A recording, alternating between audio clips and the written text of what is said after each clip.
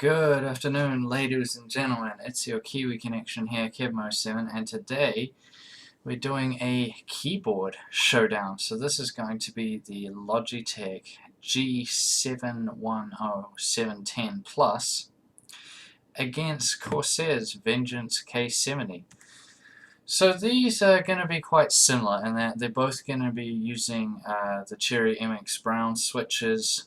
You can get them, the Corsair anyways comes in a variety of types.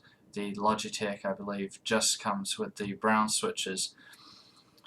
But I'm going to try not focus on the switches so much as just the keyboards themselves. But it is something we need to get out of the way because the switches usually overshadow the keyboard itself.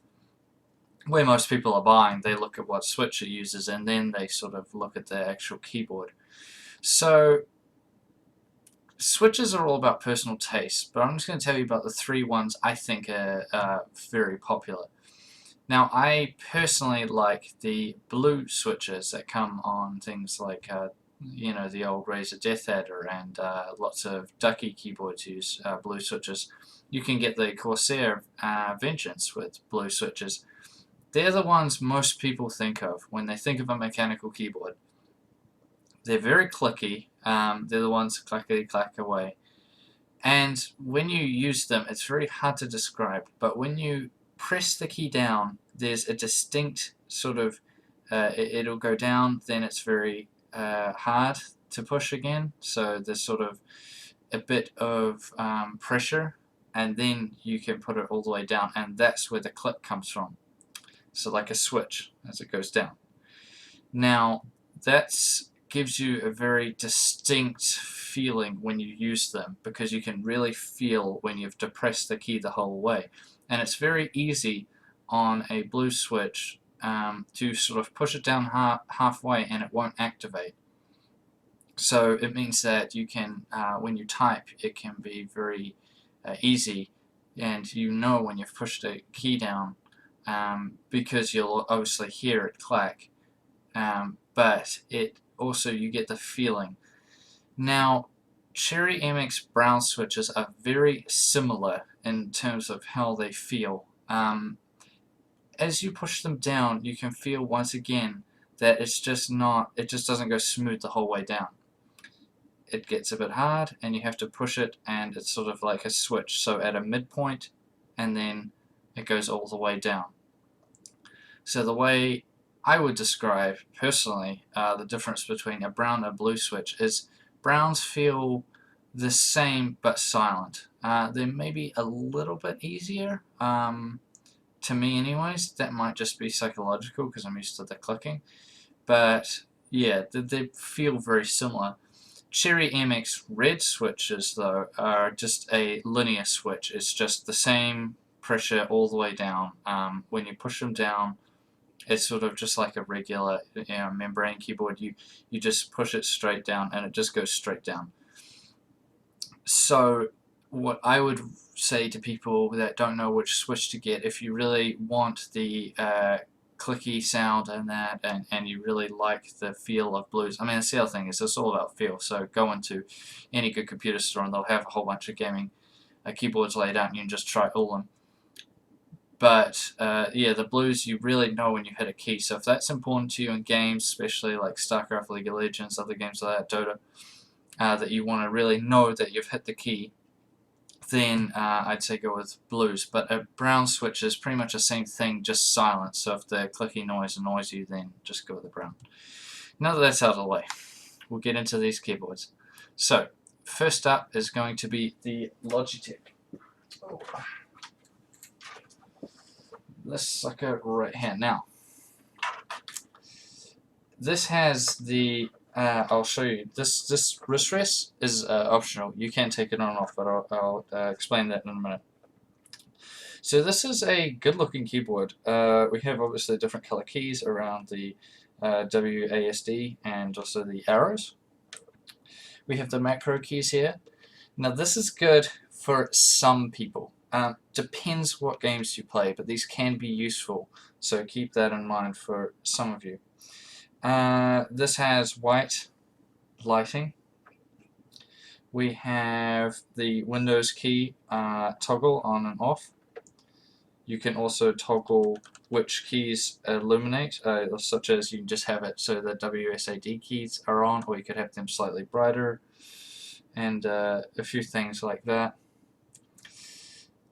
The lighting is adjustable to 4 different settings on both.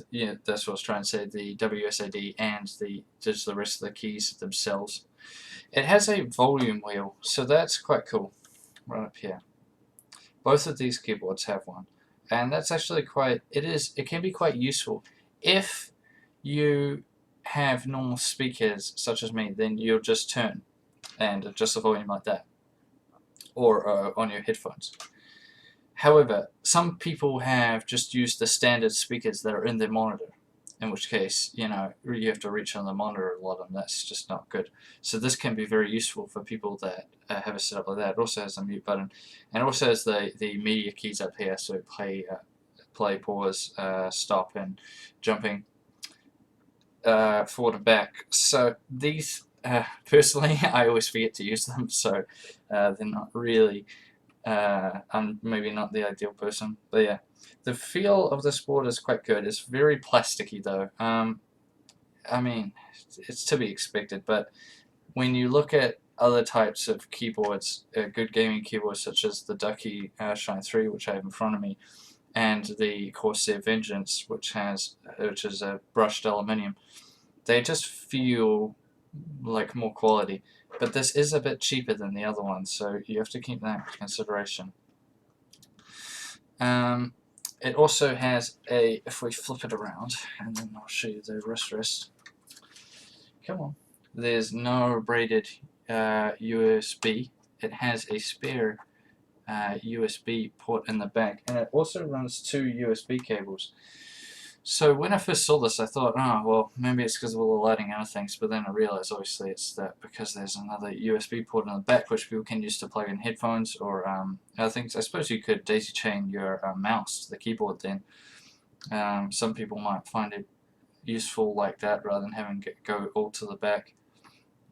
But I'd say it'd probably be more useful for something that you interchange a bit more, such as headphones or something like that, those lines. So this wrist rest just comes straight out. It is, as you can see, there we go, there's a good view of it. So this is quite easy just to take in and out. Oh, come on. There we go. And pop straight out. This is just plastic. It's very interesting compared to the Corsair as we get to later, and that's what it looks like without the wrist rest. Personally, I quite like this one. It's a good length. It's quite nice on your wrist, but it's fine to use without it. Now, the things I didn't like about this keyboard. So, one of the big things I didn't like was that the brightness, as I said, it's adjustable, but when it's on the highest setting, it's really too high. So I don't know why they would make it so high like that. It just really, I mean, if you're using this at night and you need the keys illuminated, which I assume it's for, low light conditions, although, most of the time it's just to look good as well. It's just too much, so I always had to bump it down to sort of the middle setting, 2 down from the highest, because it was just too high. But aside from that, it's good. There's nothing inherently wrong with this keyboard. It just doesn't feel like it has as good a quality as some of the other ones I've tried. However, this is quite a bit cheaper. Depending on where you live, it might be, say, $30 or $40 cheaper than the Corsair keyboard, which we'll be discussing next. So in that sense, it's pretty good, and it does everything the same as the Corsair keyboard, but at a lower price, but also at a lower quality. So that's going to pretty much round out the Logitech G710 gaming keyboard, mechanical gaming keyboard. Now, flip around the other way. We have, Oh, one other thing to mention is the little feet on the bottom of the Logitech are quite good for propping up the keyboard. They're a good height. Now we have the Corsair Vengeance K70. So this is the red, obviously with the brown switches again. Oh, just give me a moment. There we go. Okay, so this is a brushed aluminium surface, as you might be able to see. It feels very nice. Without the wrist rest, it's actually quite cold. You can feel it against the back of your hands, so that took a little while to get used to. Some people might not like that. The wrist rest here is rubberized, so an improvement over Logitech's. The spacebar is also rubberized. It has the same switches, obviously no macro keys on this keyboard. It has adjustable lighting, exactly the same as the Logitech. The same volume rocker and media keys. So it's a very similar keyboard. I'd say it just feels like it's better quality in the build. You really feel it. The keys are also quite raised up on this keyboard compared to the Logitech. So I feel like you might, if you're moving this around, say going to a LAN party or something like that, you could bump this and the keys might more easily break off. Aside from that, it's pretty much the same thing. Now, if we take the wrist rest off, which once again is just like that, you see it is very similar. The cold metal down here, though, it takes a while to get used to, you know, when you're playing. This one also has it's braided USB cable, which is nice. It also runs twin again. And that's because, just like the other one, it has the USB port in the rear. This one also has, just quick to note, the feet on the bottom. It also has ones for not just at the top to sort of angle it back, but also these ones down here to prop the whole keyboard up. I don't like it. It makes the keyboard too high, but some people might. I don't know. So yeah, and that's going to round out what I think of the Corsair. Nothing really wrong with this one. It looks really good in the red, so I'd say it looks better, and with the brushed aluminium finish, it looks like a better keyboard. So that's going to round this one out. So which one would I say is the better of the two? Well, as I said, it depends. This one feels better in the hands, and the wrist rest is better, but they're pretty much the same thing. So if you don't really want something that feels a bit more quality, or that doesn't really concern you, and you don't really care about, you know, little things like a rubberized wrist rest, so you're not even going to use it, then go with the Logitech, because you get pretty much the same thing for less money. However, you don't get the same sort of quality.